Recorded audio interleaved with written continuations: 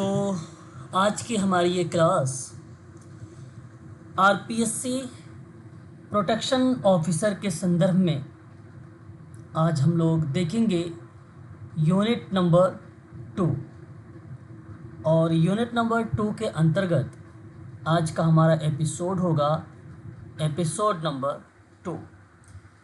कल की क्लास में हम सब लोगों ने बेसिक कॉन्सेप्ट इन साइकोलॉजी के संदर्भ में यानी एपिसोड नंबर 1 में कुछ चीज़ें पढ़े थे और इसी के संदर्भ में एक टॉपिक मिलेगा आपको कॉग्निशन, जहाँ पर इसका मतलब बताया गया है संज्ञान से। कल भी हम लोगों ने पढ़ा था और इस पीडीएफ में भी आप लोगों को संज्ञान शब्द देखने को मिलेगा, ठीक है। और उसके बाद लर्निंग की टॉपिक हम लोगों ने लास्ट यानी एपिसोड नंबर 1 में आपने इसे पढ़ा है। और आज का टॉपिक मैंने लिया है इंटेलिजेंस, यानी एपिसोड नंबर 2 में बुद्धि क्या है इसके बारे में पढ़ेंगे। और फिर देखेंगे मोटिवेशन, ठीक है। उसके बाद cognition, emotion, role, collective behaviour, ये सारे टॉपिक हम लोग देखेंगे यहाँ यूनिट नंबर 2 के अंतर्गत। उसके बाद आज आपके ग्रुप में relationship between psychology and social work का कंटेंट और थ्योरीज ऑफ पर्सनालिटी यानी व्यक्तित्व के सिद्धांत और determinant of human behaviour, heredity and environment, ये टॉपिक आप लोगों को आज मिल जाएगा आपके टेलीग्राम पर। यानी टेलीग्राम पर आज आपका यूनिट 2 की पीडीएफ भी आप सभी को मिल जाएगी। मैंने एक पीडीएफ आप लोगों को भेजा है और आप अपने आरपीएससी के ग्रुप में देखेंगे तो आपको मिलेगा संपूर्ण शिक्षा मनोविज्ञान, ठीक है, मनोविज्ञान जो साइकोलॉजी को दर्शाता है। और मेरे पास ये जो पीडीएफ आप लोगों को मिलेगा, इस संपूर्ण मनोविज्ञान के अंतर्गत ये टॉपिक आपको देखने को मिलेगी। इसमें कुल टोटल 68 पेज हैं और इसमें आप लोगों को देखने को मिल सकता है। साइकोलॉजी के संदर्भ में बात करेंगे तो लर्निंग का टॉपिक मिलेगा, इसमें मोटिवेशन भी मिल जाएगा, इमोशन भी मिलेगा, इंटेलिजेंस शब्द भी मिलेगा देखने को, ठीक है, और हेरिडिटी एंड एनवायरनमेंट भी मिलेगा। और इसके अलावा और भी टॉपिक रहेंगे जो मेडिकल सोशल वर्क को रिलेट कराते हैं उसमें, ठीक है। तो इस पीडीएफ को आप ज़रूर पढ़ना अच्छे से, और पॉसिबिलिटी बनेगी तो आप लोग इसका प्रिंट आउट भी निकाल सकते हैं, ठीक है। तो ये जो क्लास आज की हमारी है ये आरपीएससी प्रोटेक्शन ऑफिसर की यूनिट नंबर 2 और एपिसोड नंबर 2 होगा, जहां पढ़ेंगे हम लोग बुद्धि। अब देखिए यहाँ लिखा हुआ है बुद्धि यानी इंटेलिजेंस। बुद्धि व्यक्ति की वह मानसिक क्षमता है जिसके द्वारा वह सीखता है। समझना बात को, बुद्धि क्या है? एक मानसिक क्षमता है और जिसके द्वारा वह सीखता है, समझता है, तर्क करता है, समस्या का समाधान करता है और नई परिस्थितियों के अनुसार अपने व्यवहार को बदलता है, वही बुद्धि कहलाती है, ठीक है। अभी सारी चीज़ों को हम लोग समझेंगे आगे। अब यहाँ देखिए बुद्धि की परिभाषा। बुद्धि की परिभाषा की बात करते हैं अगर हम लोग, तो कहता है सोचने समझने की योग्यता ही बुद्धि है ना। इसका मतलब है कि बुद्धि वह मानसिक क्षमता है जिसके द्वारा हम सोचते हैं, समझते हैं, सीखते हैं और समस्याओं का समाधान करते हैं, वही कहलाता है सोचने समझने की योग्यता ही बुद्धि है। ये परिभाषा बुद्धि की जो दी गई है, कॉमन परिभाषा दी गई है, किसी विद्वान का नाम यहाँ पर पर्टिकुलर रिलेट नहीं किया गया है। सॉरी। वहीं अगर हम बात करते हैं बुद्धि अच्छी तरह से समझना, सही निर्णय लेना और अपने व्यवहार को उचित दिशा में बदलना। बुद्धि अच्छी तरह से समझना, सही निर्णय लेना और अपने व्यवहार को उचित दिशा में बदलना, जो कि यह अर्थ बताता है कि बुद्धिमान व्यक्ति परिस्थितियों को समझकर सही निर्णय लेने में सक्षम होते हैं। और वो परिभाषा आपको विनय को दर्शाता है, ठीक है। परंतु यहाँ सोचने समझने की योग्यता ही बुद्धि है, ये बुद्धि की एक डेफिनेशन है कॉमन। परंतु अगर हम बात करेंगे टर्मन के द्वारा, टर्मन ने कहा कि बुद्धि अमूर्त विचारों के बारे में सोचने की योग्यता है। यानी बुद्धि अमूर्त ढंग से सोचने की क्षमता है। इसका मतलब यह है व्यक्ति केवल दिखाई देने वाली चीज़ों के बारे में ही नहीं बल्कि विचारों और अवधारणाओं के बारे में भी सोच सकता है। इसीलिए इसे अमूर्त विचार बताया गया है। अमूर्त ढंग से सोचने की क्षमता है। अमूर्त का मतलब दिखाई ना देने योग्य, वो अमूर्त। और जो दिखाई दे, जो छू सके, जिसे स्पर्श कर सके, वो मूर्त होता है। तो यदि केवल व्यक्ति दिखाई देने वाली चीज़ों के बारे में ही नहीं बल्कि विचारों और अवधारणाओं के बारे में सोच रहा है तो वो बुद्धि है। ऐसी बात टर्मन कहते हैं। बकिंघम के अनुसार बताया गया बुद्धि, कहा कि सीखने की योग्यता ही बुद्धि है। सीखने की योग्यता ही बुद्धि है।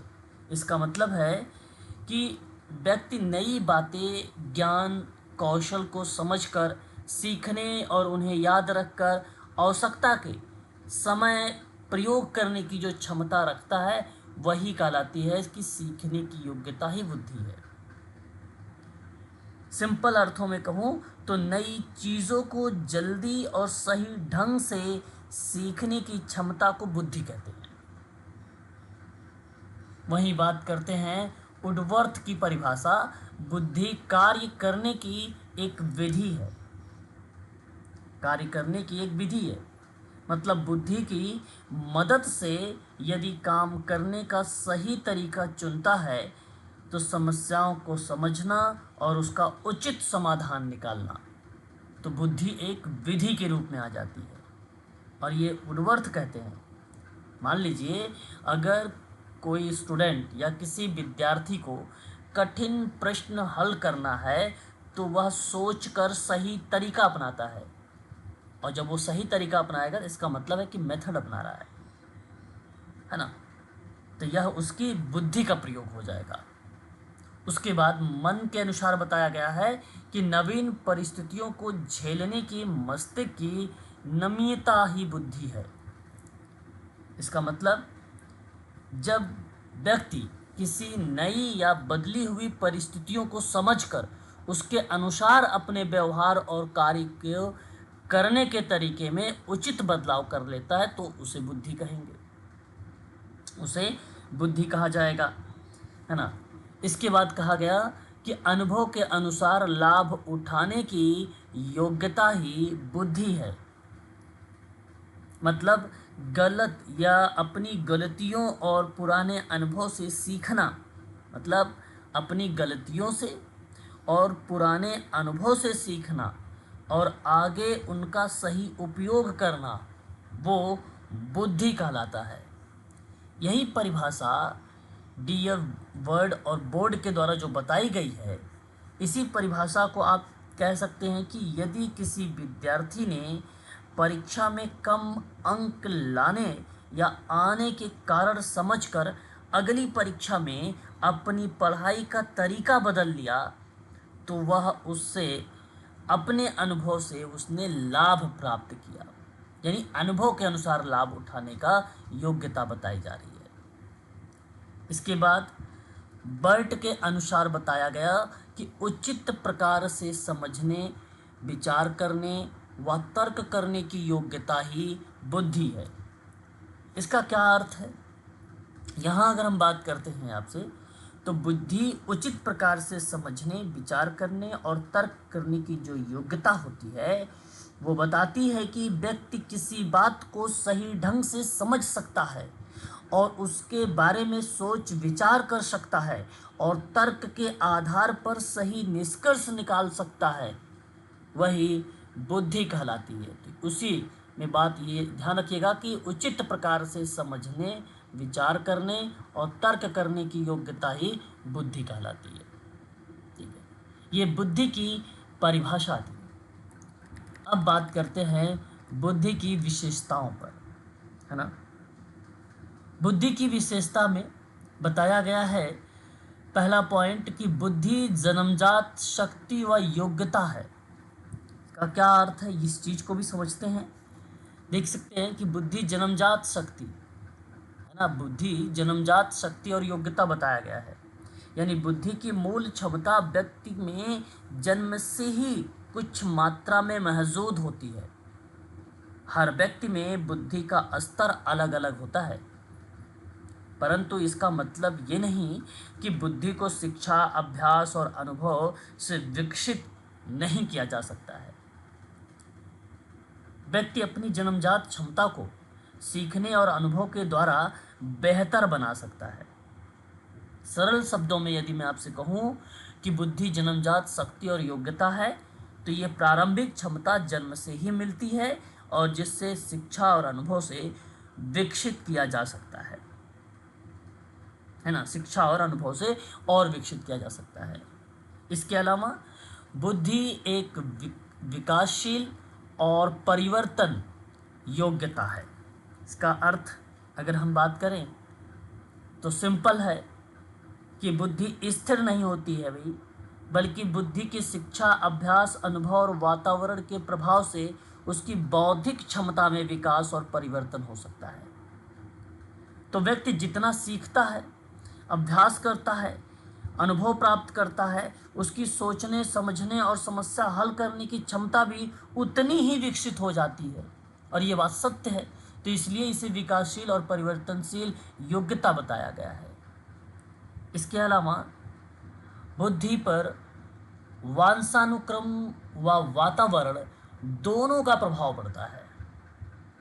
इसका मतलब है कि बुद्धि पर, ठीक है, जैसे माता पिता से मिलने वाली जन्मजात क्षमता है, तो वो भी वंशानुक्रम को रिलेट कराएगा। इसलिए बुद्धि के विकास में जन्म से जो मिले गुण है वो दर्शाता है वंशानुक्रम को, और उसके आसपास का जो वातावरण है, यानी परिवार, शिक्षा, मित्र, विद्यालय, अनुभव और सीखने के अवसर, वो दर्शाता है वातावरण।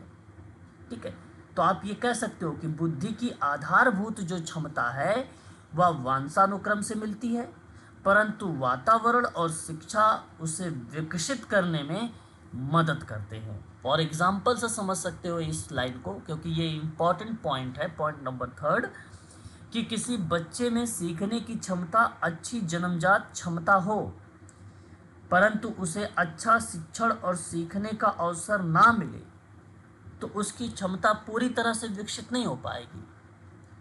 इसलिए बुद्धि को विकसित करने में ये दोनों प्रकार के जो पार्ट है, वंशानुक्रम और वातावरण, एक अहम भूमिका निभाते हैं। इसके अलावा बुद्धि पर लिंग भेद का कोई प्रभाव नहीं पड़ता, है ना। इसका मतलब क्या है कि बुद्धि पर लिंग भेद का कोई प्रभाव नहीं पड़ता। इसका अर्थ है कि केवल लड़का या लड़की होने के कारण किसी व्यक्ति की बुद्धि कम या अधिक नहीं होती है। लड़के और लड़कियों दोनों में सीखने, समझने, तर्क करने और समस्याओं को हल करने की क्षमता हो सकती है। बुद्धि का संबंध जेंडर या लिंग से नहीं, बल्कि बुद्धि व्यक्ति की क्षमता, शिक्षा, अनुभव और वातावरण से हो सकता है। आप उदाहरण से भी इस पॉइंट को समझ सकते हो। मान लीजिए कि किसी विषय में अच्छा प्रदर्शन करने की क्षमता केवल लड़कों या केवल लड़कियों तक सीमित नहीं होता है। ठीक है, तो इसका मतलब लिंग भेद पर कोई प्रभाव नहीं पड़ता इस पर। और इसके अलावा अगर हम बात करते हैं तो बुद्धि आयु व परिस्थितियों के अनुसार बदलती रहती है, और ये बात सत्य है। बुद्धि जो है परिस्थितियों के अनुसार बदलती रहती है। व्यक्ति की सोचने, समझने, सीखने, समस्या हल करने की क्षमता उसकी आयु के साथ परिस्थितियों के प्रभाव में बदल और विकसित हो सकती है। आयु के साथ का क्या मतलब है? आयु के साथ का मतलब है कि अनुभव और सीखने से बुद्धि का विकास हो सकता है। और परिस्थितियों के अनुसार की बात करें तो अलग अलग परिस्थितियों में व्यक्ति नई बातें सीखता है और अपनी समझ को बढ़ाता भी है। इसलिए बताया भी गया है कि उम्र बढ़ने और नए अनुभव मिलने के साथ व्यक्ति की बुद्धि में विकास और परिवर्तन हो सकता है। और इसके अलावा बुद्धि में 10 बिंदुओं तक परिवर्तन होता है। इसका क्या अर्थ है, इस चीज को भी समझे। बताया गया कि 10 बिंदुओं तक परिवर्तन होता है। इसका मतलब है कि बुद्धि का स्तर पूरी तरह स्थिर नहीं होता है। व्यक्ति में शिक्षा, अनुभव, अभ्यास, वातावरण के कारण उसकी बुद्धि के माप में लगभग 10 अंक तक ऊपर या नीचे परिवर्तन हो सकता है। ऊपर या नीचे परिवर्तन हो सकता है। यदि किसी व्यक्ति की IQ 90 है, 90 है, तो उचित शिक्षा और अनुकूलन वातावरण के कारण उसके माप में कोई परिवर्तन हो सकता है, तो बदलाव हो सकता है। बुद्धि एक इकाई ना होकर इकाइयों का समूह है ना। बुद्धि एक इकाई ना होकर इकाइयों का समूह है। ये चीज़ ध्यान रखना ज़रूरी है। इसका क्या मतलब है? जैसे अलग अलग मानसिक क्षमताएं शामिल होती हैं, सोचने की, समझने की, सीखने की, तर्क करने की, याद रखने की, समस्या हल करने की, निर्णय लेने की इत्यादि क्षमता हो सकती है।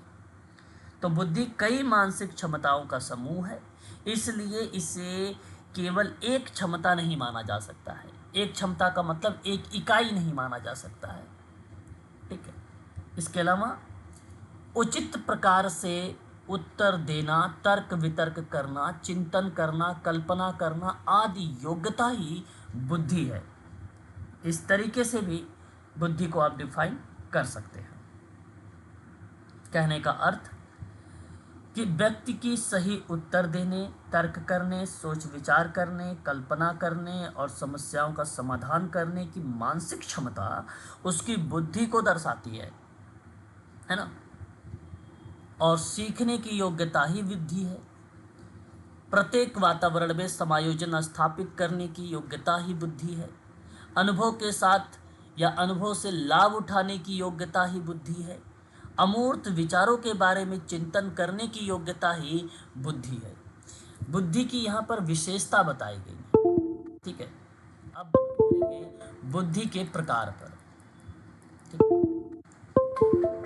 चीजों को समझना है। बुद्धि के प्रकार के अंतर्गत थॉर्नडाइक और गैरेट के अनुसार 3 प्रकार की बुद्धि होती है। पहला मूर्त बुद्धि, दूसरा अमूर्त बुद्धि, तीसरा सामाजिक बुद्धि। ये 3 प्रकार की बुद्धि बताई गई है। किसके द्वारा? ये परीक्षा में पूछा भी जा चुका है। और मेडिकल सोशल वर्क के स्टूडेंट हो तो आप इसे नोट कर सकते हो। देखिए, अगर मैं मूर्त बुद्धि की बात करूं, इसे गायक या यांत्रिक बुद्धि भी कहते हैं। इसे गायक और यांत्रिक बुद्धि के नाम से भी जानते हैं, मूर्त बुद्धि को। और इस बुद्धि का संबंध यंत्रों व मशीनों से होता है।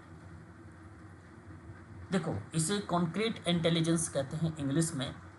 और बुद्धियों की अगर हम बात करें, इसके अंतर्गत बुद्धियों के प्रकार के अंतर्गत थॉर्नडाइक और गैरेट के अनुसार ये मूर्त बुद्धि बताते हैं कि वस्तुओं और चीज़ों को देखकर, समझकर उनके साथ काम करने की क्षमता को मूर्त बुद्धि कहा गया। एग्जाम्पल के तौर पे इन्होंने कहा कि मशीन चलाना, वस्तुओं को जोड़ना या किसी उपकरण का उपयोग करना वो मूर्त बुद्धि का पार्ट होगा। इसके अलावा एक आता है अमूर्त बुद्धि। अमूर्त का मतलब होता है अबस्ट्रैक्ट इंटेलिजेंस, यानी इस बुद्धि का संबंध पुस्तकीय ज्ञान से होता है, जैसे शब्दों, विचारों, संख्याओं और प्रतीकों को समझने और उनके बारे में सोचने की क्षमता को अमूर्त बुद्धि कही जाती है।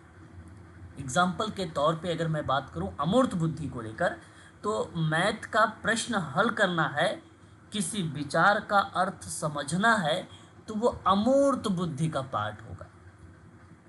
और एक होता है सामाजिक बुद्धि यानी सोशल इंटेलिजेंस, यानी इस बुद्धि का संबंध सामाजिक अनुकूलनशीलता से होता है, यानी दूसरे लोगों को सोचने या समझने या उनके साथ उचित व्यवहार करने और सामाजिक परिस्थितियों में सही तरीके से व्यवहार करने की क्षमता है, वो सामाजिक बुद्धि का पार्ट होगा, है ना। जैसे दूसरों की भावनाओं को समझना और परिस्थितियों के अनुसार उचित व्यवहार करना सामाजिक बुद्धि कहलाती है।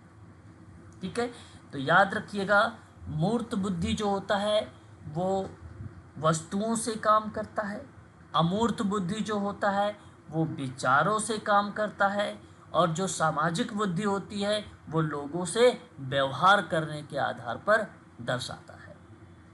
ठीक है, तो ये 3 बातें आप ध्यान रखिएगा।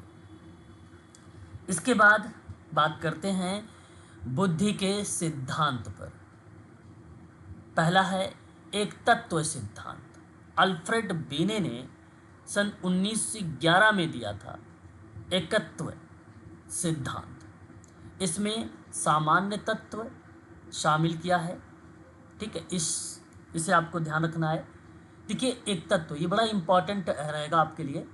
बुद्धि के सिद्धांत से सवाल पूछता है, परीक्षा में सवाल पूछेगा वन फैक्टर थ्योरी। तो वन फैक्टर थ्योरी का मतलब है आपका एक तत्व का सिद्धांत, और ये किसने दिया है, तो ये अल्फ्रेड बीने ने दिया है। ठीक है, और इसी सिद्धांत के अनुसार बुद्धि में एक सामान्य मानसिक शक्ति पाई जाती है, इसलिए सामान्य तत्व पाया जाता है इसमें, है ना, एक सामान्य तत्व पाया जाता है। सॉरी, अब इसी बुद्धि को, एक तत्व को ही निरंकुशवादी सिद्धांत भी कहा जाता है ना। और यह सामान्य शक्ति क्या है, व्यक्ति को जैसे समझने, सोचने, तर्क करने और समस्याओं को हल करने में जो सहायता करती है, वो एक सामान्य तत्व यानी वन फैक्टर थ्योरी के रूप में आता है। ध्यान देने योग्य बात यह है कि सामान्य तत्व यानी जनरल फैक्टर एक विशेष रूप से स्पीयरमैन के द्वितत्व सिद्धांत से लेता है। ये जो आया है ये स्पीयरमैन से शब्द लिया गया है, सामान्य तत्व है, बट ध्यान रहे केवल इसमें सामान्य तत्व है, और इसके सहयोगी थे टर्मन और विलियम स्टर्न, 2 विद्वान थे इसके, है ना। वहीं अगर हम बात करते हैं द्वितत्व सिद्धांत, प्रवर्तक स्पीयरमैन सन 1904 में, ब्रिटेन के विद्वान इन्होंने इस सिद्धांत को दिया था। इसमें बुद्धि के 2 तत्व शामिल हैं। पहला है सामान्य तत्व जो जन्मजात से दर्शाया गया है, और दूसरा है विशिष्ट तत्व जो अर्जित से दर्शाया गया है। इसे आपको ध्यान रखना है। मेरी आवाज़ क्लियर है, एक बार स्पष्ट करिएगा। Yes sir. हाँ, ध्यान से चीज़ों को समझना है, और क्लास में कॉपी पेन ज़रूर साथ में लेके बैठना है। ठीक है,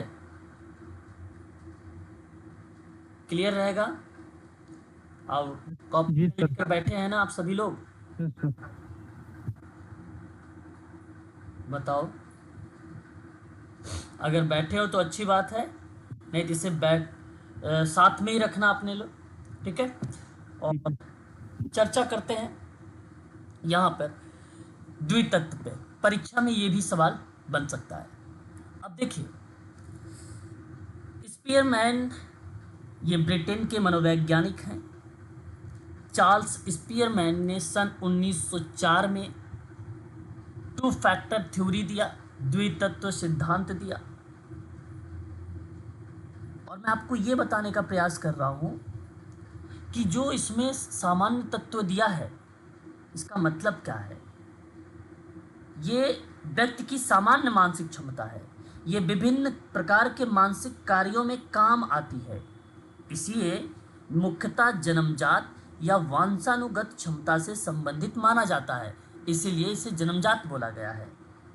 और दूसरा है विशिष्ट तत्व, जिसे अर्जित कहा गया है। यह एक विशेष कार्य और क्षेत्र में व्यक्ति की क्षमता को दर्शाता है। ये कार्य के अनुसार अलग अलग होती है। इसे अर्जित योग्यता और प्रशिक्षण से विकसित किया जा सकता है। इस बात को ध्यान रखिएगा। तो बुद्धि जो जी बुद्धि है, जी का मतलब जनरल से रिलेट कराया गया है, जी को मतलब जनरल से रिलेट कराया गया है ना, इसे जनरल से रिलेट कराया गया है, सामान्य क्षमता। और एस स्पेसिफिक बुद्धि यानी विशिष्ट बुद्धि से दर्शाया गया है, जन्मजात और अर्जित। ठीक है, ये दोनों बहुत ही इम्पॉर्टेंट है। बाद में स्पीयरमैन ने एक और तत्व जोड़ दिया था, ठीक है, वो समूह तत्व जोड़ा था। ठीक है, बाद में स्पीयरमैन ने समूह तत्व जोड़ दिया था, यानी यह सिद्धांत कहलाया त्रितत्व का सिद्धांत।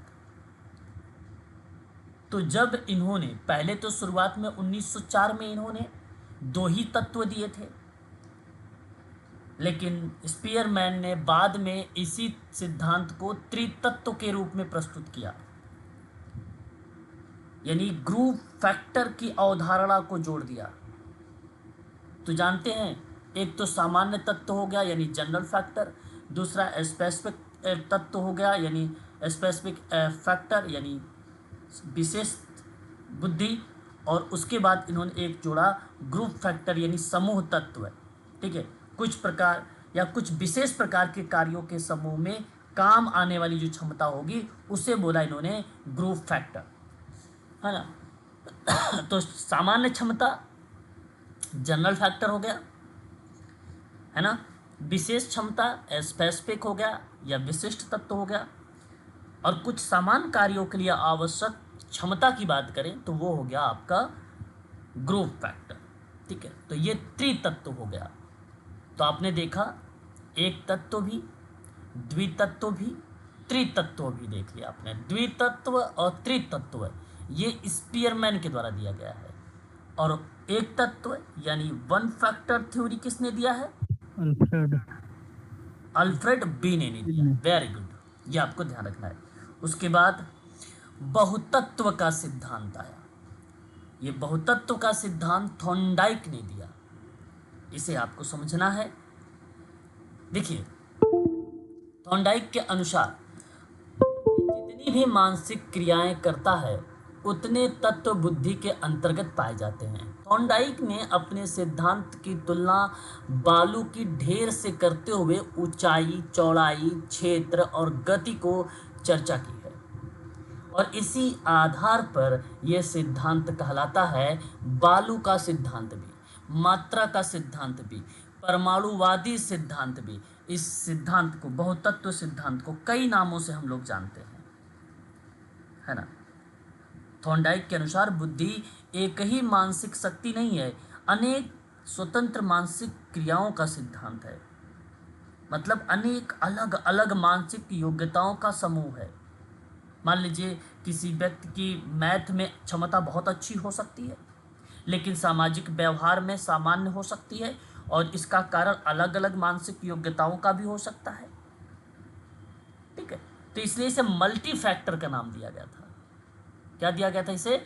मल्टी फैक्टर का नाम। ठीक है, इस बहुत तत्व सिद्धांत को सर ये परमाणुवादी सिद्धांत भी कहते हैं, मात्रा सिद्धांत भी कहते हैं, बालू का सिद्धांत भी कहते हैं। ये तीनों इसी के नाम है। बिल्कुल इसी के नाम है, मैंने नीचे ऑलरेडी लिखा हुआ भी, आप समझ सकते हैं। चीज़ों को समझें एक बार फिर से कि थॉर्नडाइक ने अपने सिद्धांत की तुलना बालू के ढेर से करते हुए बताया है, ऊंचाई, चौड़ाई, क्षेत्र, गति की चर्चा करते हुए। कैसे, इसे समझें। सरल शब्दों में अगर मैं आपसे कहूं कि इन्होंने किस तरीके से रिलेट कराया कि बालू के ढेर के संदर्भ में, मेरा कहने का अर्थ है कि थॉर्नडाइक ने बुद्धि की तुलना बालू के ढेर से की है। जैसे बालू की ढेर केवल एक ही गुण से नहीं बनता है, बल्कि उसकी ऊंचाई, चौड़ाई, क्षेत्रफल, गति, फैलाव इत्यादि अलग अलग बातें हो सकती हैं। ठीक उसी प्रकार से बुद्धि भी केवल एक क्षमता नहीं है, बल्कि कई अलग अलग मानसिक योग्यताओं का समूह हो सकती है। जैसे मैंने कहा ऊंचाई, मतलब किसी एक प्रकार की योग्यता का स्तर हो सकता है।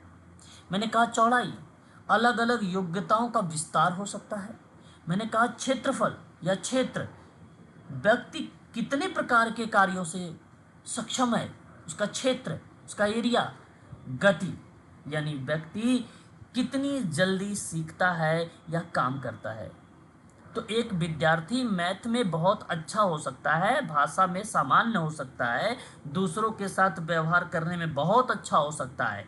इसीलिए उसकी बुद्धि को केवल एक ही क्षमता से नहीं माप सकते हो आप लोग, बहुत सारे एरिया होते हैं उनसे माप सकते हो। इसी वजह से इसे मल्टी फैक्टर कहा गया, इसे मल्टी फैक्टर कहा गया। और इसी मल्टी फैक्टर को और भी नाम है, जैसे बालू का सिद्धांत इसीलिए बोला गया, मात्रा का सिद्धांत बोला गया, परमाणुवादी सिद्धांत बोला गया। ये थॉर्नडाइक ने इसके और भी नाम बताए हैं। आगे बात करते हैं। उसके बाद आता है समूह तत्व का सिद्धांत। यह सिद्धांत थॉर्स्टन ने दिया है सन 1938 में। इस सिद्धांत को मेंटल जो है एबिलिटी या मानसिक प्राथमिक मानसिक योग्यता कहते हैं। इन्होंने कुल 13 तत्व बताए हैं और इनमें से 7 तत्वों का प्रमुख बताया गया है। हालांकि इसमें कुल 13 हैं, लेकिन 7 प्रमुख बताए गए हैं। मेरा कहने का अर्थ यहाँ पर क्या है कि एल थॉर्स्टन ने प्राथमिक मानसिक योग्यता का सिद्धांत इसी को बोला। परीक्षा में आता है कि समूह तत्व का दूसरा नाम क्या होगा, तो आपको ये बताना पड़ेगा प्राथमिक मानसिक योग्यता का सिद्धांत। ठीक है, प्राइमरी मेंटल एबिलिटी है ना। यहाँ पे स्पेलिंग ये गलत लिखा हुआ है, एबिलिटी की स्पेलिंग होगी, ठीक है, ABILITIES, एबिलिटीज। ठीक है, और ये सिद्धांत आया कब था? 1938 में दिया था। किसने प्रस्तुत किया? थॉर्स्टन ने प्रस्तुत किया, यूएसए के रहने वाले विद्वान हैं। ठीक है ना। तो इन्होंने इसमें जो है 13 तत्व बताए थे कुल, और इसमें से 7 तत्वों का प्रमुख नाम देखने को मिलता है, जो कि आप देख सकते हो प्राथमिक मानसिक योग्यता का सिद्धांत। पहला है प्रेक्षण तत्व योग्यता, आप देख सकते हो ना, प्रेक्षण तत्व योग्यता। ये क्या है प्रेक्षण तत्व योग्यता? स्पेसिफिक एबिलिटी इस प्रतिक्रिया में दर्शाया गया है। ठीक है, और एक है अंक योग्यता, यानी संख्या के आधार पे नंबर एबिलिटी दर्शाई गई है। इसमें नंबर एबिलिटी दर्शाई गई है, यानी नंबर एबिलिटी का मतलब है गणितीय कार्य करने की क्षमता है इसके अंदर। ठीक है, और वर्बल एबिलिटी यानी शाब्दिक अर्थ, यानी शब्दों और भाषा को समझने की बात इसमें बताया है। ठीक है, और एक आता है हमारे सामने वाक्य। वाक्य का मतलब क्या होता है? आपकी वर्ड एबिलिटी, आप इसे वर्ड फ्लुएंसी भी कह सकते हैं, मतलब जल्दी और आसानी से शब्दों का प्रयोग करना। ठीक है, उसके बाद संस्मरण शक्ति यानी मेमोरी एबिलिटी की बात की है इसने, जानकारी को याद रखने के आधार पर बताया गया है। तार्किक योग्यता रीजनिंग एबिलिटी है, आर्य रीजनिंग एबिलिटी, यानी तर्क लगाकर निष्कर्ष निकालने की बात की गई है। एक है परसेप्शन एबिलिटी, यानी चीज़ों को जल्दी पहचानना और समझने पे बात की है इसने। ठीक है, और एक है प्रेक्षण, जो मैंने आपको शुरुआत में बताया है। ये जो प्रेक्षण तत्व योग्यता है, इसे हम लोग और कह सकते हैं स्थानिक योग्यता, यानी स्पेस का नाम दे सकते हैं। इसे हम लोग बोल सकते हो क्या, स्थानिक योग्यता। वस्तुओं के आकार और स्थान को समझने पर बल दे सकता है। तो थॉर्स्टन ने बुद्धि जो है एक ही क्षमता नहीं बताई है, बल्कि प्राथमिक मानसिक योग्यताओं का समूह है। ठीक है, इन्होंने कई पार्ट बताया है ना?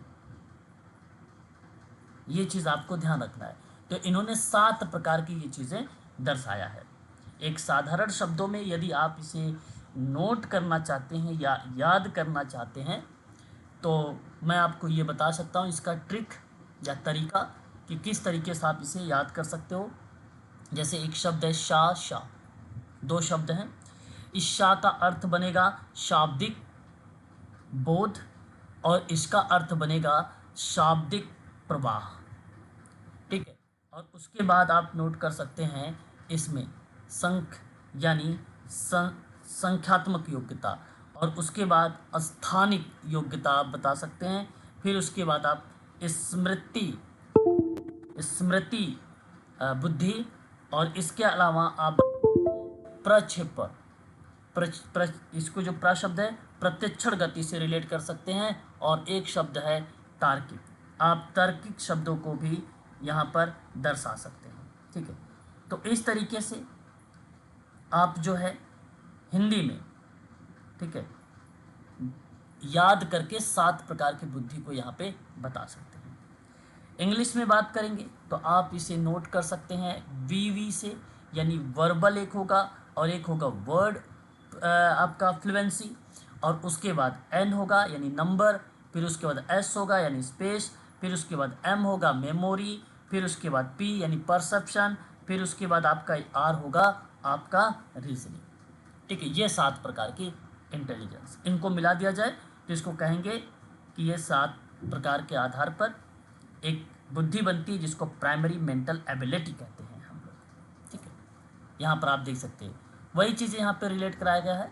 एस से आप क्या रिलेट करा सकते हैं यहाँ पे, स्पेस को, एन से नंबर को, वी से आप वर्बल कम्युनिकेशन को या कॉम्प्रिहेंशन को, डब्ल्यू से आप वर्ड को, एम से आप मेमोरी को, आर से आप रीजनिंग को, पी से आप परसेप्शन को, और ये सब मिलाकर बनता है इंटेलिजेंस यानी बुद्धि। ठीक है, इसके बाद बात करते हैं प्रतिदर्श का सिद्धांत। प्रतिदर्श का सिद्धांत सन 1955 में थॉमसन ने दिया था। इसका एक उपनाम है नमूना का सिद्धांत। थॉमसन के अनुसार व्यक्ति में सभी मानसिक योग्यताओं का थोड़ा थोड़ा पाया जाता है। इसका समझने का प्रयास करेंगे। यहाँ पर देखिए, इस सिद्धांत में यदि मैं बात करूँ प्रतिदर्श में, प्रतिदर्श का मतलब बेसिकली सैंपल होता है या नमूना होता है। ये थॉमसन के द्वारा दिया गया एक प्रकार का बुद्धि सिद्धांत है। तो व्यक्ति में सभी मानसिक योग्यताओं का थोड़ा थोड़ा सैंपल पाया जाता है। मान लीजिए बुद्धि एक बड़ी टोकरी है, मान लीजिए बुद्धि एक बड़ी टोकरी है, और इसमें अलग अलग प्रकार की मानसिक योग्यता है। इसमें आप कह सकते हैं मेमोरी है, इसमें आप रीजनिंग है, नंबर है, लैंग्वेज है, इत्यादि चीज़ें इसमें शामिल है। तो थॉमसन का कहना था कि हर व्यक्ति के पास इन सभी योग्यताओं के कुछ ना कुछ छोटे हिस्से होते हैं, यानी छोटे सैंपल होते हैं, परंतु हर व्यक्ति में इसका स्तर समान नहीं होगा, अलग होगा। मान लीजिए एक स्टूडेंट में मैथ की योग्यता का जो सैंपल है वो अधिक होता है या अधिक पाया जाता है, परंतु भाषा की योग्यता का सैंपल कम होता है उसमें। मान लीजिए आप समाज कार्य के विषय में एकदम परफेक्ट आते हैं, और कोई एक अन्य विषय इसमें शामिल कर सकते हैं जिसमें आप परफेक्ट ना शामिल हो, है ना। तो यहाँ हर व्यक्ति में हर योग्यता का थोड़ा थोड़ा सैंपल पाया जाता है, ऐसी बात थॉमसन कहते हैं, और ये प्रतिदर्श के सिद्धांत में आता है। इसे नमूना सिद्धांत भी कहते हैं या सैंपल थ्योरी भी कहते हैं। एक आता है त्रिआयामी सिद्धांत। प्रतिपादक हैं गिलफर्ट, निवासी हैं रूस के, और पद इनके 3 पद बताए हैं। और सन 1967 में इन्होंने इस त्रिआयाम सिद्धांत को दिया था। पहला एक पद है संक्रिया या प्रक्रिया भी कह सकते हो। दूसरा है विषय वस्तु या अंतर्वस्तु भी बोल सकते हो। तीसरा है उत्पादन या परिणाम भी बोल सकते हो। 3 प्रकार के इन्होंने बेसिकली यहाँ पर बुद्धि बताए हैं, इसलिए इसको बोला गया है त्रिआयाम का सिद्धांत। ठीक है, का पूरा नाम है जेपी गिलफर्ड और इन्होंने 1967 में 3 डायमेंशन थ्योरी दिया, त्रिआयामी सिद्धांत दिया। पहला है संक्रिया, यानी व्यक्ति क्या मानसिक कार्य करता है। व्यक्ति क्या मानसिक कार्य करता है, यहाँ पर आप देख सकते हो समस्या समाधान के लिए व्यक्ति, ठीक है, जो मानसिक प्रक्रिया से गुजरता है उसे संक्रिया या प्रक्रिया कहते हैं। व्यक्ति क्या मानसिक कार्य कर रहा है, वही चीज़ जो प्रक्रिया से वो जुड़ता है या गुजरता है, सोचना, याद रखना, मूल्यांकन करना इत्यादि चीज़ें आ जाती है। दूसरा है विषय वस्तु या अंतर्वस्तु, है ना, कंटेंट के आधार पे व्यक्ति जिस चीज़ के बारे में सोच रहा है, समस्या समाधान जिस सामग्री की आवश्यकता होती है उसे विषय वस्तु कहते हैं या अंतर्वस्तु कहते हैं। यानी व्यक्ति जिस चीज़ के बारे में सोच रहा है, जैसे शब्द के बारे में सोच रहा है, चित्र के बारे में सोच रहा है, प्रतीक के बारे में सोच रहा है। तीसरा है उत्पादन या परिणाम, समस्या समाधान के लिए जिस रूप में सूचना प्राप्त का होती है उसे उत्पादन परिणाम भी कहते हैं। तो सोचने की प्रक्रिया के बाद क्या परिणाम निकला है उसकी बात कर रहा है ये। इकाई, वर्ग, संबंध, प्रणाली इत्यादि के बारे में चीज़ें दर्शाता है। तो क्या किया, जो शब्द आता है क्या किया, वो शब्द आता है संक्रिया में। ठीक है, किस पर किया, वो शब्द आता है किस पर किया, तो विषय वस्तु में आता है। ठीक है, और क्या निकाला, तो वो शब्द आता है उत्पादन या परिणाम में। ठीक है, तो यही गिलफर्ट की त्रिआयामी सिद्धांत को समझने का सबसे आसान तरीका है। क्या किया, किस पर किया और क्या निकाला। ठीक है, तो ये चीज़ें आप ध्यान में रख सकते हैं। उसके बाद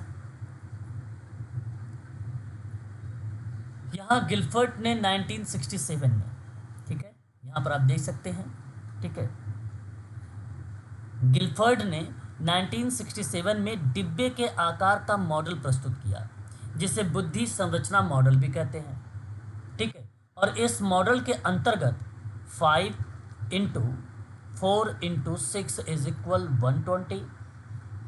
ठीक है, और सन 1977 में कोषों की संख्या इन्होंने बताया है 5 × 5 × 6 = 150, और सन 1980 में कोषों की संख्या जो बताया है इन्होंने 6 × 5 × 6 = 180। ठीक है, तो इन्होंने इस तरीके से चीज़ों को समझाकर बताया। कैसे, मैं आपको बताना भी चाहूँगा। जैसे बुद्धि संरचना के मॉडल के अंतर्गत, ध्यान से समझना यहाँ पर, ठीक है, जब इन्होंने स्ट्रक्चर ऑफ इंटेलेक्ट मॉडल दिया तो उस समय इन्होंने घन यानी डिब्बे के आकार में प्रस्तुत किया। इसमें जो है आकार में प्रस्तुत किया। तो 1967 में इन्होंने कहा कि जो संक्रिया है, संक्रिया इनटू विषय वस्तु इनटू उत्पादन, ठीक है, या उत्पाद, और कुल इन्होंने कोष बताए, इन्होंने। तो 19 अगर मैं आपसे कहूँ 67 में इन्होंने जो संक्रिया शब्द है वो 5 लिए थे, और विषय वस्तु 4 लिया था, उत्पादन 6 लिया था, कुल टोटल हुआ था 120। ठीक है, आप मल्टीप्लाई भी करेंगे तो देखिए आपको मिल जाएगा 5 4 × 20, और 20 से आप अगर आप 6 में ऐड करेंगे, इंटू करेंगे तो 26 × 120 हो जाएगा। इसके अलावा सन 1977 में इन्होंने घन और डिब्बे के आकार कुछ अलग बताया। इसमें इन्होंने कहा कि संक्रिया 5 होगा, विषय वस्तु 5 होगा, उत्पादन आपका 6 होगा। 5 5 जा 25 और 25 इंटू 6 में अगर आप मल्टीप्लाई करेंगे तो 150 हो जाएगा। 180 में इन्होंने घन और डिब्बे के आकार कुछ अलग बताया, संक्रिया को इन्होंने 6 बताया, विषय वस्तु को 5 बताया और उत्पादन को 6 बताया। आप 6 5 जा 30 और 30 6 जा आप करेंगे 180, है ना। इसीलिए यहाँ पर ये चीज़ें दर्शाई गई हैं, हर कोष की संख्या बढ़ती गई है। ठीक है, आप देख सकते हो कि हर बार इसने क्या, पहले 20 था, 120, फिर 150, फिर 180 हो गया, हर बार वो बढ़ती गई है। ठीक है, तो इस चीज़ को आप जरूर ध्यान में रखेंगे, इस तरीके से इन्होंने समझाया है यहाँ पर। ठीक है, कुछ अन्य फैक्टर भी देखने को मिलेंगे, है ना, जैसे त्रिय चापित सिद्धांत के प्रतिपादक हैं स्टर्नबर्ग, है ना। अब स्टर्नबर्ग की बात करते हैं तो यहाँ पर आप देख सकते हैं इस सिद्धांत में इनका जो कहने का अर्थ है ना, स्टर्नबर्ग का, वो आधार पे चीजों को उन्होंने डिफाइन किया है ना। चापित सिद्धांत में विलियम स्टर्नबर्ग ने अपनी भूमिका इन्होंने निभाई है त्रिस्तर के आधार पे, त्रिशक्ति के आधार पे, है ना। इसे आप रॉबर्ट स्टर्नबर्ग या विलियम स्टर्नबर्ग की अगर हम बात करें तो उस प्रतिक्रिया में इन्होंने प्रस्तुत किया है ना।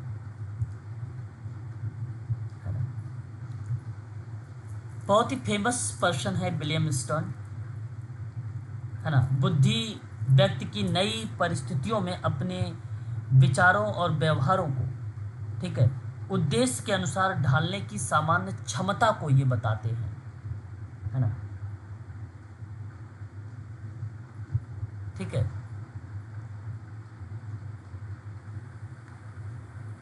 और रोल क्या बनता है इनका, आयाम से, डायमेंशन से। ठीक उसी प्रकार से अगर मैं आपसे बात करूं, तरल ठोस बुद्धि का सिद्धांत आरबी कैटल के द्वारा दिया गया, आरबी कैटल के द्वारा दिया गया इस सिद्धांत को, ये परीक्षा में आया भी है कई बार, है ना, आरबी कैटल का। जैसे एक इन्होंने तरल बुद्धि बताया, नई परिस्थितियों में बिना पुराने अनुभव पर निर्भर हुए सोचने, तर्क करने और समस्या हल करने की क्षमता बताया। जैसे पहली बार कोई नया पजल देखकर उसे लॉजिक से हल करना, वो तरल बुद्धि होता है। एक ठोस बुद्धि होती है, शिक्षा, ज्ञान और पहले या पिछले अनुभव से प्राप्त जानकारी का उपयोग करने की क्षमता, वो ठोस बुद्धि होती है। मतलब सीखी हुई जो भाषा है, सामान्य ज्ञान, मैथ के नियमों में आप प्रयोग कर रहे हैं तो वो ठोस बुद्धि का पार्ट बनता है। ठीक है, इसके अलावा विकासात्मक सिद्धांत प्रतिपादक जीन पियाजे हैं, है ना। कौन है? जीन पियाजे। यहाँ अगर मैं आपसे बात करूँ तो इन्होंने जो जीन पियाजे का कॉन्सेप्ट इसमें दिया गया है, एक है संवेदी पेशी अवस्था 0 से 2 वर्ष, एक है पूर्व संक्रियात्मक अवस्था जो 2 से 7 वर्ष, एक है इनकी मूर्त संक्रियात्मक अवस्था जो 7 से 11 वर्ष, और एक इनकी आती है औपचारिक संक्रियात्मक अवस्था 11+। तो बच्चे की बुद्धि और सोचने की क्षमता उम्र और मानसिक क्षमता के साथ साथ धीरे धीरे क्या होती है, विकसित होती है। तो ये इन्होंने स्टेजेस के रूप में बताया है ना। उसके अलावा बुद्धि का और खा सिद्धांत और प्रतिपादक हैं हैव, है ना, का क्या नाम है, हैव या हैव भी इनको कहा जाता है। तो अगर मैं इनके बारे में बात करूं आपसे, इस सिद्धांत के बारे में अगर आपसे चर्चा करूं, तो जिस तरीके से आपने पढ़ा है अभी भी स्पीयरमैन का, एक बुद्धि का सिद्धांत जी, एक बुद्धि का सिद्धांत एस, ठीक है, तो उसी में एक का होगा और एक खा होगा। ठीक है, और उसके अलावा लेवल 1 और लेवल 2 का सिद्धांत किसने दिया बुद्धि में, जॉनसन ने, और पदानुक्रम का सिद्धांत विलियम स्टर्न और नॉर्म के द्वारा ये दिया गया है। ठीक है, बुद्धि मापन का एक सोपान होता है। जब भी आप बुद्धि को मापेंगे तो एक फार्मूला होता है IQ इज इक्वल MA/सी ए इंटू 100। ये फार्मूला होता है बुद्धि को फाइंड आउट करने का, ये भी परीक्षा में आता है। तो बुद्धि मापन का जो सोपान है, IQ का मतलब इंटेलिजेंट क्वोशंट होता है, MA का मतलब होता है मेंटल एज, और CA का अर्थ होता है क्रॉनिकल एज। ये आपको ध्यान रखना है, ठीक है। और उसके बाद देखिए बुद्धि का इतिहास में सर्वप्रथम इंग्लैंड के फ्रांसिस एक गाल्टन विद्वान हैं जिन्होंने 1885 में जनता का ध्यान बुद्धि की तरफ खींचा और उसको आकर्षित किया। सर्वप्रथम कैटल ने, ठीक है, पेंसिल्वेनिया में विश्वविद्यालय में सन 1890 में मेंटल टेस्ट मेजरमेंट नामक पुस्तक प्रकाशित किया था। ये इंपॉर्टेंट पार्ट आप लोगों के लिए बन जाएगा आरबी कैटल का। मानसिक परीक्षण शब्द का सर्वप्रथम प्रयोग आरबी कैटल ने किया था। मानसिक आयु शब्द का सर्वप्रथम प्रयोग अल्फ्रेड बिनेट ने किया था 1908 में। ये भी पॉइंट इंपॉर्टेंट है। बुद्धिलब्धि यानी इंटेलिजेंट क्वोशंट शब्द का प्रयोग सर्वप्रथम टर्मन ने किया था, टर्मन ने। और सर्वप्रथम स्टर्न और कुहलमान ने बुद्धिलब्धि का सुझाव देते हुए सन 1912 में एक सूत्र दिया था। और वो सूत्र क्या था, जो कि 1912 में जो सूत्र दिया गया था वो केवल ये सूत्र था IQ इज इक्वल MA/सी ए था। यहाँ इंटू 100 नहीं था, ये शब्द नहीं था पहले, जो विलियम स्टर्न और कोहलमान ने दिया था। बाद में इसमें परिवर्तन हुआ, संशोधन किया गया सूत्र में, और ये संशोधन हुआ टर्मन के द्वारा।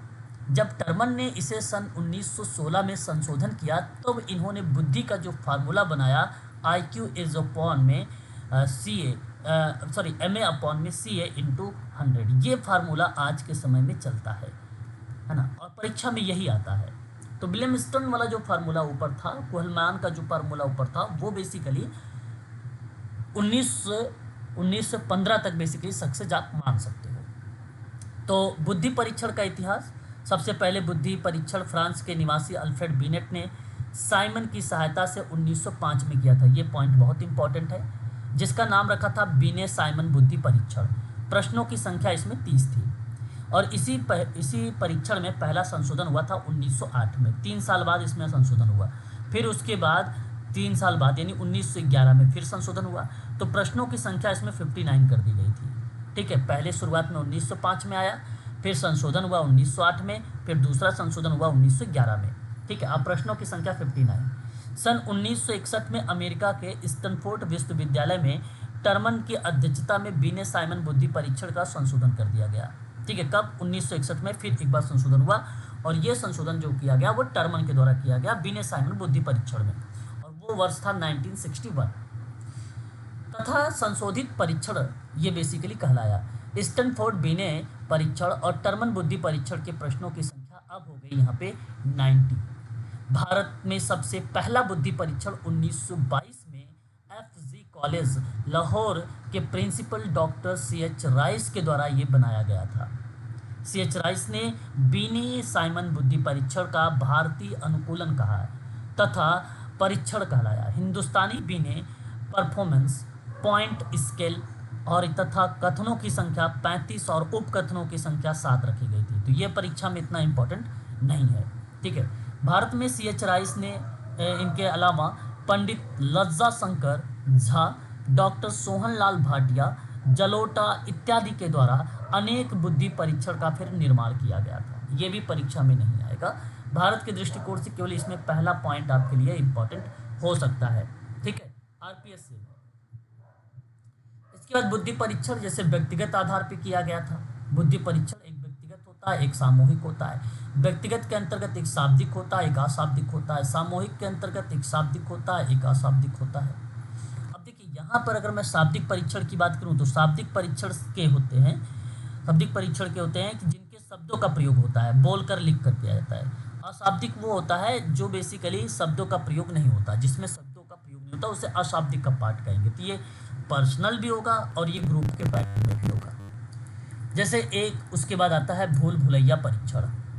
इसे बेसिकली पोर्टियस ने दिया था। भूल भुलैया परीक्षण एक वस्तु संयोजन परीक्षण है जिसे वेस्टलर ने दिया था, और एक है त्रिपूर्तीय परीक्षण जिसे पेपर पेंसिल और ब्लैक बिल्डिंग परीक्षण और एक मनुष्य कृष्णा परीक्षण, ये बेसिकली किसी पर्टिकुलर व्यक्ति के द्वारा नाम नहीं मेंशन किया गया। ठीक है। विभिन्न भाषाई और दिव्यांग जैसे गूंगे, बहरे, अंधे, अनपढ़ और सैनिकों की छटनी के लिए अशाब्दिक परीक्षण का प्रयोग होता है। ये पॉइंट आप लोगों के लिए इंपॉर्टेंट रहेगा। ठीक है ना।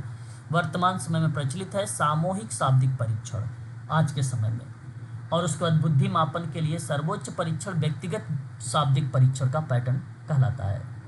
टर्मन ने शाब्दिक परीक्षणों की आलोचना करते हुए शाब्दिक परीक्षणों का उचित ठहराया है। कहा है कि वो परीक्षण उचित परीक्षण नहीं होता है जिसमें भाषा का प्रयोग ना हो।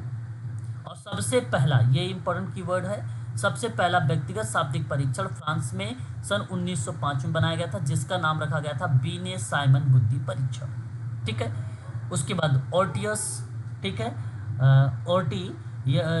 ओर्टियर्स अमेरिका के प्रथम विश्व युद्ध के समय सन 1917 में सैनिकों की छटनी करने के लिए 2 प्रकार के सामूहिक परीक्षणों का निर्माण हुआ। एक था आर्मी अल्फा परीक्षण, दूसरा था आर्मी बीटा परीक्षण। ठीक है। तो जो अल्फा वाला था वो सामूहिक शाब्दिक था अधिकारियों के लिए, और जो आर्मी बीटा वाला था वो सामूहिक अशाब्दिक परीक्षण था सैनिक या अन्य कर्मचारियों के लिए था। ठीक है। अधिकारियों के लिए था अल्फा। बुद्धि परीक्षण के माध्यम से मानसिक आयु ज्ञात की जा सकती है।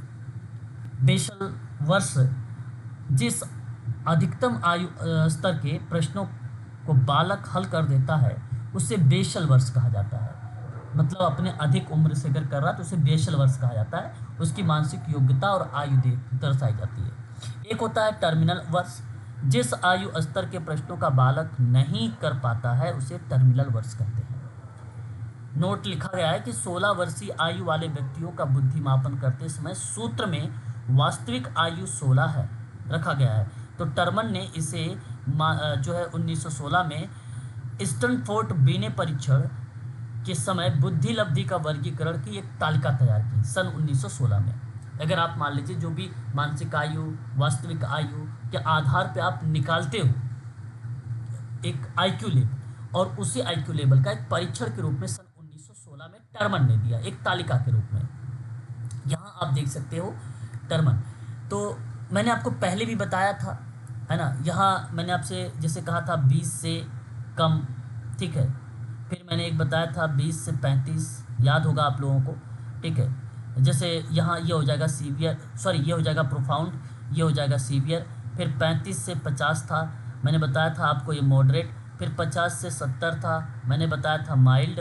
फिर ये 70 से 90 था, जिसको मैंने बताया था बॉर्डर लाइन। ठीक है। ये चीज़ें थी। तो ये जो दर्शाया गया है AAMR के द्वारा बताया गया था, अमेरिकन एसोसिएशन मेंटल रिटार्डेशन के द्वारा ये आईक्यू लेवल बताया गया था। लेकिन टर्मन ने बताया अपनी तालिका में सन 1916 में किस तरीके से कि अगर 25 से कम होगा तो उसे जड़ बुद्धि कहेंगे, 25 से 49 के बीच में होगा तो उसे मूढ़ बुद्धि कहेंगे, 50 से 69 के बीच में होगा तो उसे मूर्ख बुद्धि कहेंगे। 70 से कम के प्रकारों पर इस तरीके से उन्होंने डिफाइन किया। अगर मान लीजिए 70 से कम है तो वो मूर्ख बुद्धि वाला, ये 2% लोग होते हैं इसमें। 70 और 79 के बीच में अगर होगा तो ये 7% लोग, यहाँ पर आप इसे निर्बल बुद्धि कह सकते हो। 80 से 89 के बीच में होगा तो ये 16% लोग हैं, जिसे मंद या पिछड़ा बालक कहते हैं, या मंगोलिज्म वाले बालक इसमें आ जाते हैं। 90 से, ये देखिए सामान्य है, ये नॉर्मल होता है। ये क्या होता है? नॉर्मल। मैंने आपको पहले ही बताया था 90 से लेकर 110 के बीच में। तो 90 से 109 के बीच में टर्मन ने कहा 50% लोग होते हैं जो सामान्य बुद्धि या औसतन लोग होते हैं, जिसमें हम लोग आते हैं। 110 से लेकर 119 के बीच में 16% होता है जो कि तीव्र बुद्धि के लोग पाए जाते हैं, और 120 से लेकर 139 के बीच में 7% लोग होते हैं जो प्रखर बुद्धि के लोग कहलाते हैं। प्रखर बुद्धि का लोग मतलब बहुत ही सृजनशील बालक लोग होते हैं ये। उसके बाद संवेगात्मक एक बुद्धि होती है। ऐतिहासिक दृष्टिकोण से ये देखा जाए तो संवेगात्मक शब्द का प्रयोग सन 1990 में 2 अमेरिकन प्रोफेसर के द्वारा किया गया था, डॉक्टर जॉन मेयर और पीटर सेलो के द्वारा बेसिकली किया गया था। लेकिन वर्तमान समय में जिस रूप में संवेगात्मक बुद्धि सर्वोच्च चर्चा में जो है की जा रही है, उसका प्रमुख श्रेय जाता है अमेरिकन मनोवैज्ञानिक डेनियल डोलमैन को। ये पॉइंट आपके लिए इंपॉर्टेंट रहेगा क्योंकि ये वर्तमान चीज़ों को रिलेट करा रहा है। 1995 में प्रकाशित हुई एक पुस्तक संवेगात्मक बुद्धि करके किताब आई। बुद्धि लब्धि को अधिक महत्व क्यों बताया गया, इस विषय में चर्चा बेहतर तरीके से की गई है। इन्होंने संवेगात्मक बुद्धि का मतलब भी बताया कि अपने और दूसरे की भावनाओं को जानने, समझने और उसका उचित प्रबंधन करना संवेगात्मक बुद्धि का पैटर्न होगा। इसकी उपयोगिता कहाँ होती है? जैसे कोई व्यक्ति जीवन में कितना सफल हो सकता है, भविष्यवाणी संवेगात्मक बुद्धि के द्वारा ही की जाती है। जीवन में सुखमय और शांति प्रिय बनाने में संवेगात्मक बुद्धि का ही योगदान होता है। विद्यार्थी जीवन में मिलने वाली सफलता के पीछे संवेगात्मक बुद्धि का क्या योगदान रहा है। संबंधों में प्रगाढ़ता लाने के लिए संवेगात्मक बुद्धि का योगदान देखा जाता है। जीवन के विभिन्न क्षेत्रों में वांछित सफलता प्राप्त करने के लिए संवेगात्मक बुद्धि का योगदान क्या रहा है, ये चीज़ें बेसिकली डिफाइन की गई है। ठीक है, के बारे में आज का टॉपिक। फिर हम लोग पढ़ेंगे आगे का टॉपिक मोटिवेशन। और मोटिवेशन आप अपने सिलेबस में देख सकते हो यहाँ पे। ठीक है, यूनिट नंबर 2 के अंतर्गत एक पार्ट यहाँ पर मेंशन किया गया है मोटिवेशन। मोटिवेशन का मतलब होता है अभिप्रेरणा, और यही टॉपिक कल हम लोग अभिप्रेरणा पढ़ेंगे कल की क्लास में। कल हमारा यूनिट नंबर 2 का एपिसोड नंबर आपका 3 होगा, ये पढ़ेंगे। ठीक है, तो आज के लिए बस इतना ही। अगर कोई डाउट है तो आप हमसे पूछ सकते हैं। ठीक है, कोई मन में अगर आपके डाउट बन रहा है तो